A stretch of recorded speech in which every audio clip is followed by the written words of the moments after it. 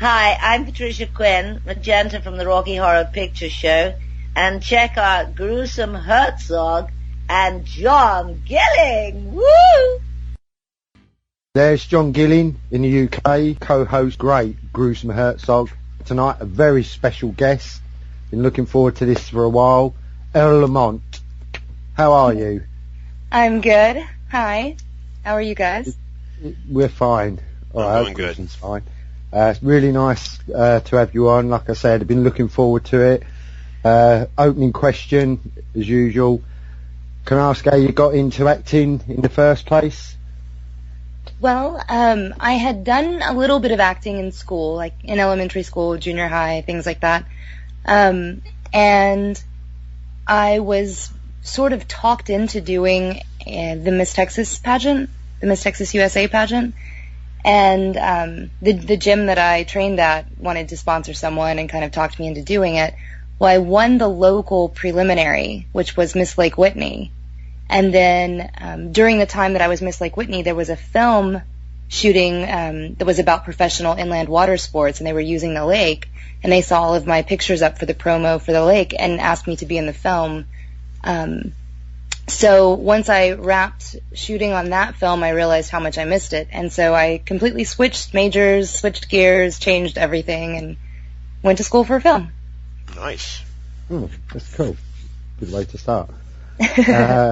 Right. Can we go on to ask you to discuss a few of your films that you've been in? Sure. The most recent one to be released was Machete Kills. That was the Robert Rodriguez sequel to Machete. I play a female assassin named Dollface. Very fun character. Nice shiny 357 that I get to shoot, and there's crazy explosions and all kinds of fun for everyone. That's been the most recent to hit theaters. As soon as we finish this podcast today, I'm actually going to view another film that I shot that's about to be released called Wisdom, and that one was directed by Daniel Baldwin. That one was a lot of fun to work on too. So I'm getting to come in and take a look at that before they start deciding how they're going to release it. But yeah, so I don't exactly know how that one turned out yet. I've heard a lot of good things from the production, so hopefully that one does really well also. And what was it like working with Robert Rodriguez? Now this is I've worked with him on 3 different things so far. I worked with him on Spy Kids 4, Machete Kills, and the Blackberry Project green screen. He's a really, really easy guy to work with. He's very quiet, soft-spoken. He knows what he wants, so he'll talk to you about it ahead of time. There's not a whole lot of rehearsals and things that happen on set because, he's already had those kinds of conversations with everyone before we actually get to that point. The crew, he recycles a lot of the same crew for all of his projects. He's pretty loyal to them. They're pretty loyal to him. Everyone's really happy. They all enjoy working there, which just makes for a good environment altogether, I haven't seen the film yet, but the trailer just looks amazing. It really does.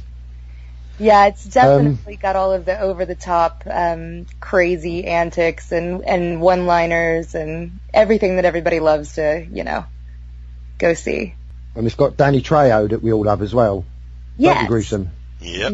Yeah. Can we go back and go over a few of your earlier films, if you don't mind, just run through them? Sure. A Night to Remember, because that was an early one. Yes. A Night to Remember was actually a student short I did right out of school.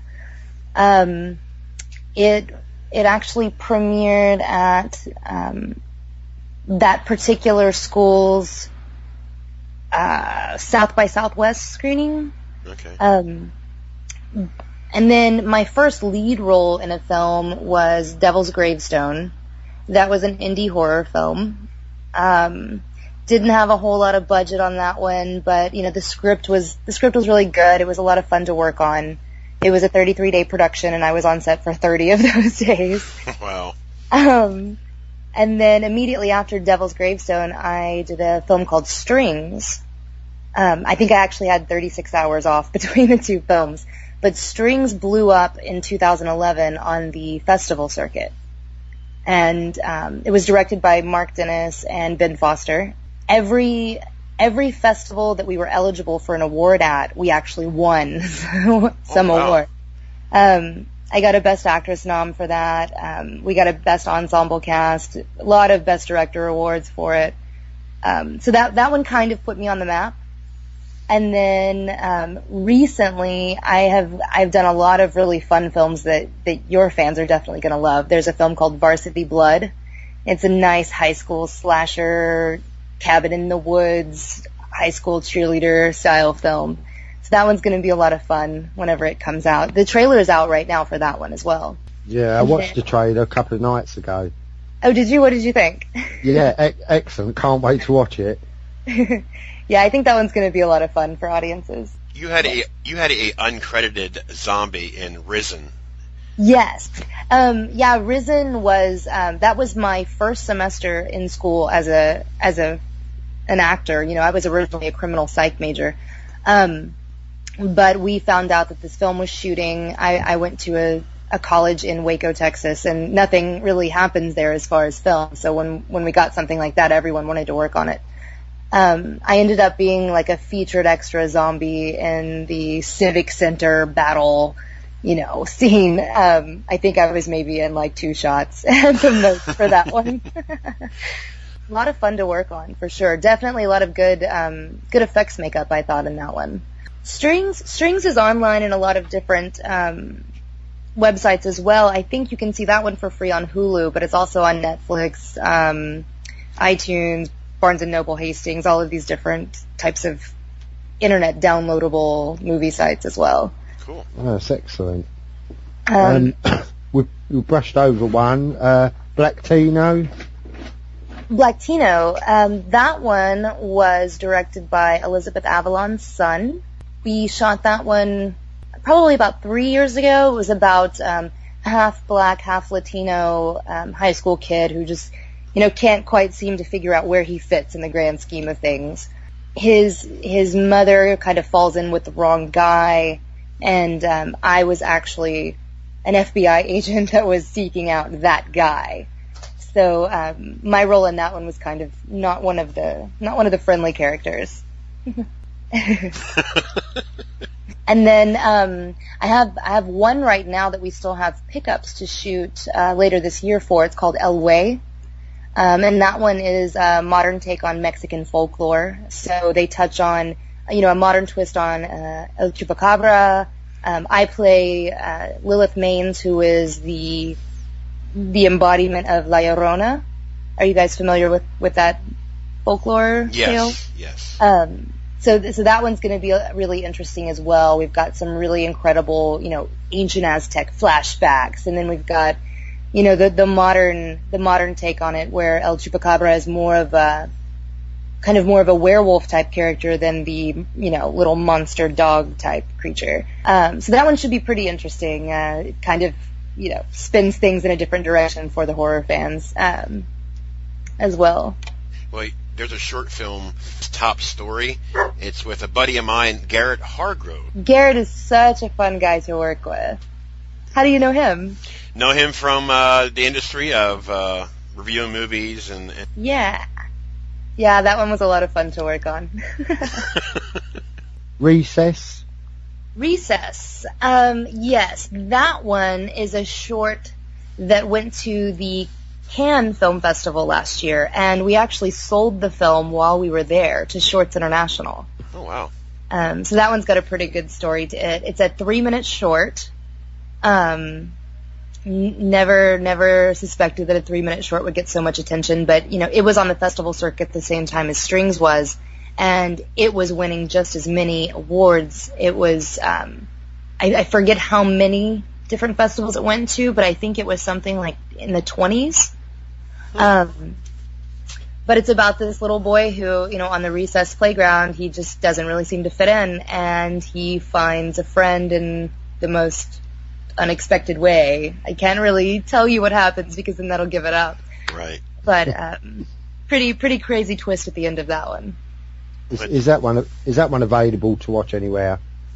It is available if you go to the it's unsportsmanlike.tv, and there's a hidden link, so you kind of have to fish around and find the Easter egg on that one. That's cool. Yeah, that one's a lot of fun. We definitely get some good responses from people when they see that one.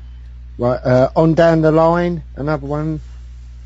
On Down the Line, that was originally going to be a 20-minute film that we ended up we all kind of collaborated and had so much like chemistry and good energy on set for that we ended up extending it to a feature length. It was shot in Comfort, Texas, which I don't know if either of you are familiar with small town Texas, but this is one of the smallest of the small towns. We were in a farmhouse, the entire cast and crew, minus a few people who just came in and out as day players, but the bulk of the regulars stayed in that house the entire time that we were shooting. So we all got really, really comfortable with each other by the end of that one. It's about this couple who they inherit a house. His sister passes away and leaves the house to them, and they're city people who come out into the country and they're going to try to make it. They've kind of got this creepy, menacing caretaker of the farm who kind of pops in and out and tells these like pretty horrific stories from time to time, kind of setting up the scene for everything to go wrong, of course. But that one has been doing pretty well. It's been getting some pretty good reviews as well. Last night I watched episode 1 of Watching You, the web series. Oh yeah. It's absolutely hilarious. I was glued to it. Is there an episode 2? Because I couldn't find episode 2. I recently received word from the director of the film, or the director of the series, that they are going to pick up and begin shooting the actual series. So they've found the investors they need. I'm not sure when we'll go into production on that, but I did just hear that we're going to pick up the series. And that would be Joshua Thomas. Yes. So that was just a taste of that episode. Right. And the 6-minute trailer for it was as funny as the episode itself. Yeah, that one was really good. Johnny Walter is the lead male in that series, and while we were shooting Watching You, we were also working on a feature in another town in Texas during the same time, where we were also kind of pit opposite each other, in the relationship scenario. So it was interesting to bounce back and forth between two different characters with the same other person who's doing the exact same thing at the same time. That's weird. That's pretty fun. Yeah, the film community, it seems like such a big community, but I'm cast opposite some of the same actors over and over again, and so it really feels more like a small family type environment. I was in San Antonio, Texas, early that morning to shoot Watching You and to shoot Johnny and I's breakup scene in that film, and then as soon as we wrapped, drove straight to Austin, Texas, to do a breakup scene on the other film that we were working on together with a different guy in the film. So it got so crazy and so jumbled up for a good weekend there, I think, that it was interesting. But Johnny Walter and I, we've worked on, I think, about 5 different projects now, so we usually do all right at bouncing back and forth. Got another web series, Prescribed. Prescribed is about the pharma girls, the girls that sell the pharmaceuticals to doctors and hospitals and things. There's a guy who's down on his luck and he's not really being able to cover his bills and whatnot, so he interviews for this job as a pharmaceutical sales rep, realizes he's never going to get ahead because he's a guy in a world that's kind of dominated by women. So he decides to cross-dress to get the job. I play the nemesis of the lead character in that, and I end up finding out his story and busting him, essentially. But that one's pretty fun. I haven't heard whether or not that one's getting picked up or not yet. But it would be nice to see where that story can go. Cool. 2013, The Wisdom to Know the Difference. Yes, that is the Baldwin film that I have a screening for as soon as we finish this interview. That Can you one tell us is, anything about it, or? Yeah. It's an addiction recovery drama. Daniel Baldwin's character, he's a recovering addict. He ends up trying to help this girl who is also an addict, and I play the role of Candy. I know the girl that he's looking for. I kind of help him find her and help him get her where she needs to be. So I'm essentially his sidekick in the film. Cool. We mentioned Second Impression. That was the other the feature that I was shooting the same time that we were shooting Watching You. That one stars myself, Johnny Walter, and Donnie Boaz, and it was directed by Wallace Weatherspoon. In that film, Donnie and I's character, we're dating. It's not working out. We decide to take 30 days off to see what it is that we really want. Well, in that 30 days, he wakes up and his whole life is different that next morning. And so he's getting a taste of like what it would be like to have never known me, and the single life with all the girls in bars and strip clubs and things like that.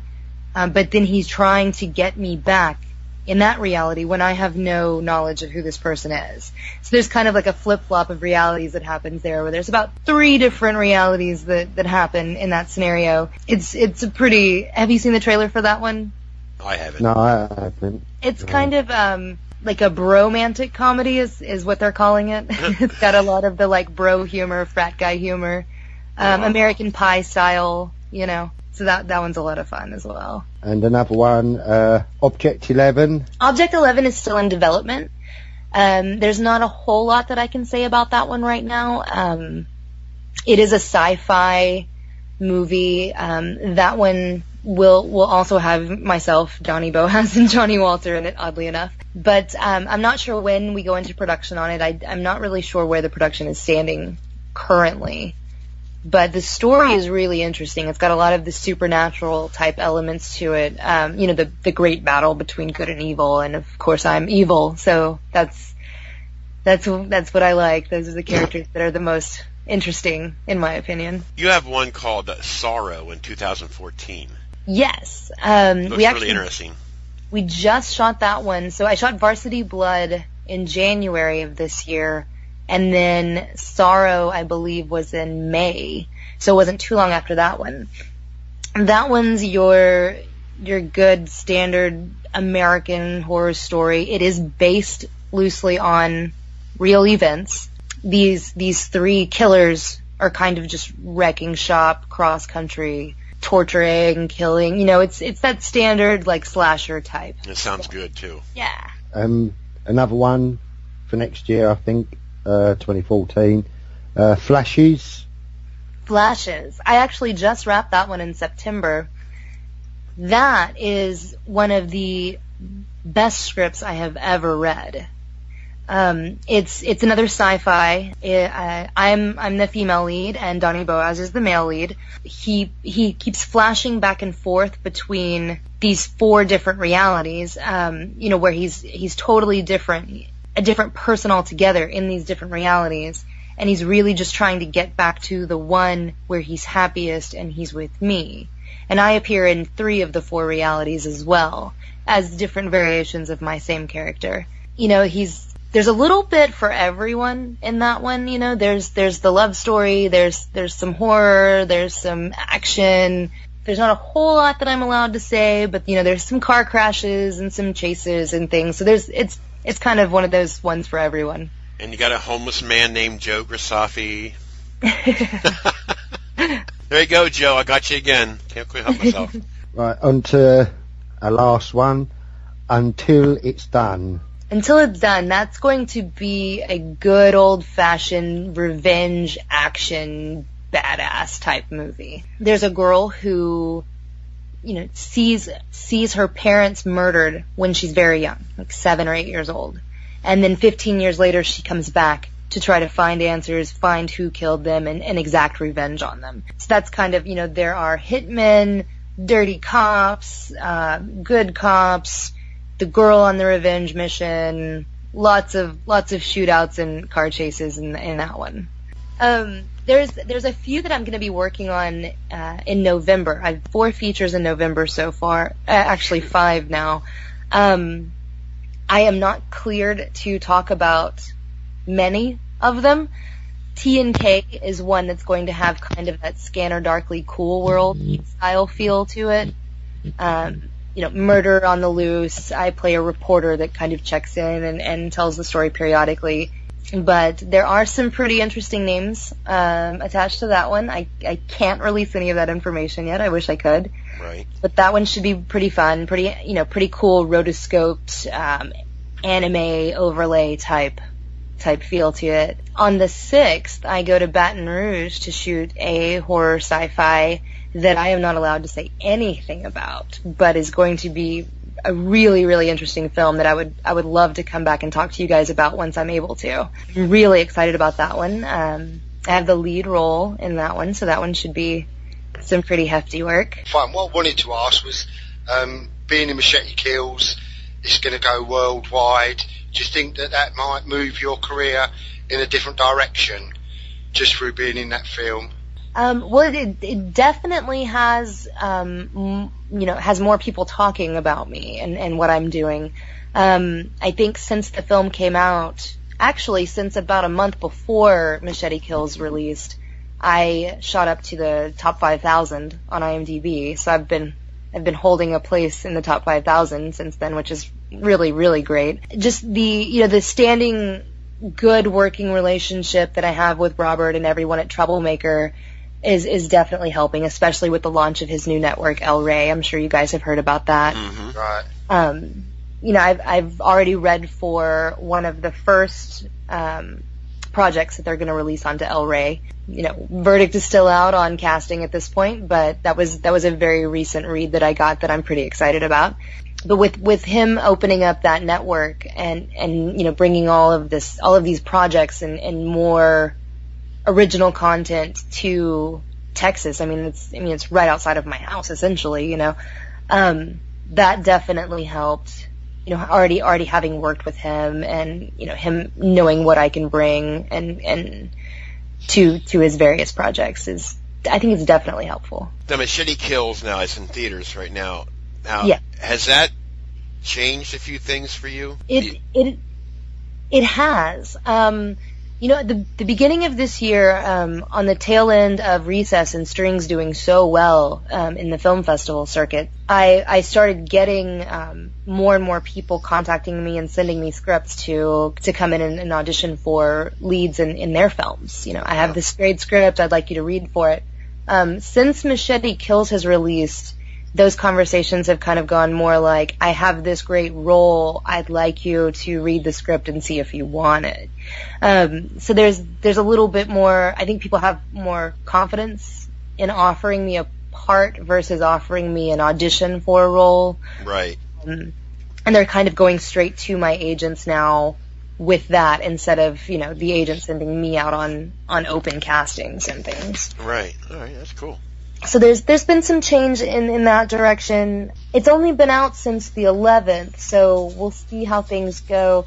There was a crazy article that that hit on coed.com that had a pretty good write-up about me and me being in Machete Kills, which you guys, I don't know if you've seen that or not, but you might want to check that. I read that last night. Cool. I had no idea that was actually going to happen. So things like that. I'm definitely in the press more often now. Without actually knowing that I'm going to be, which is interesting. I don't know, it's just been a lot of fun. The guys at Troublemaker, they're just great. Nina Proctor, she's one of the best costume designers that I've worked with, and she's just a great, great human. Tyler, he's our armor, so he's the one giving me all of the cool guns and weapons and things. It's just the overall experience has been so great that I feel like things are only going to keep getting better. I love it. I don't really do anything but this. I don't really have a social life because I'm always prepping for the next audition or the next character in the next feature, or I'm training to get my guns for the next Rodriguez audition. So it's just like my whole mindset is all about film, and if I'm not working on something, I'm looking for the next thing to be on. This year has really been, I mean, it's been back to back to back projects. Like I said, I've got 5 coming up in November that I'm going to be crazy. I think I have 8 in post-production on IMDb right now. I think, last time I checked. But yeah, it's, you know, I love to work, and everything just keeps getting busier and busier, so I'm just happier and happier. Well, it's great having you on. I mean, you got a nice body of work, and you got a bunch of films that we talked about that I'm really anxious to see. I hope when she becomes mega famous that she remembers Little You and Me. Well, you guys are going to have me back, right? Yeah, anytime. But the question that I always save to the end is... What is your favorite? Gruesome, you nicked my question. I don't know. You know, night before last, I watched Bram Stoker's Dracula for maybe the 1,000th time. That's definitely going to be one of my favorites, just because I'm also a vampire fanatic. But I don't know. I have a hard time choosing favorites in movies. If we could put you on the spot and say, just off the top of your head, your current, what you would just throw out to say, oh, that's my favourite. The majority of the movies I watch are all action movies or horror movies, and those are all going to be more of my favorites anyway. Just that genre in general. I would probably have to go with Dracula. Gary Oldman is one of my favorite actors all time. Yeah, he is. He's such a chameleon. You know, I mean, there are times where I'll watch a movie and not even realize that it's Gary Oldman in the film until the credits roll. And that's something to strive for, I think. Is that someone that you'd like to work with? Oh yeah, definitely. Yeah, 'cause I think he'd be amazing to work with. Yeah, I would absolutely love it. All right. Well, Elle, thanks for coming on. A lot of interesting projects, and I'm wishing you all the best, and we'll have you back on again. Okay, I look forward to it. Yeah, anytime you want to come on and talk about a new project, more than welcome. Carry on being successful and enjoying yourself. All right, well, thank you guys for having me out. Thank you very much. Cool. Take Thank care. you. We'll see you. Bye.